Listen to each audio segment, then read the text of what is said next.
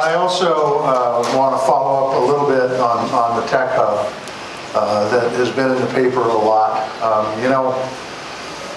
You passed a bill about a year ago called the Chips and Science Act to take jobs and bring them back into this country. We've outsourced jobs for about the last 3 decades. It's time to bring them back. And that's what the Chips and Science Act was meant to do. If the pandemic taught us anything, it was that our supply chains are weak. And if we're going to strengthen our supply chains, we got to start building stuff in this country. We can't depend upon South Korea or Taiwan in this particular case. We need to build those chips here. And so we passed that bill with the idea that we were going to bring technology jobs as a starting point back to this country. And I was able to get into that bill a carve-out that said some of these tech hubs aren't just going to be in places like Silicon Valley and Ivy League schools.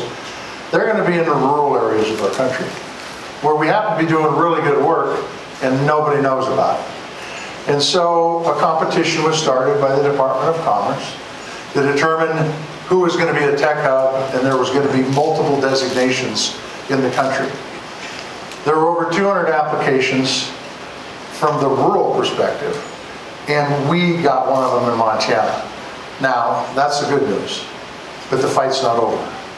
Now we've got to continue to collaborate, not only with universities like this, but with businesses, with unions, with financial institutions, with economic developers, and try to get the second round of funding. If we're able to get the second round of funding, which will be a combination of both private sector and federal dollars, it will be a game changer not only for this university, but for the state of Montana.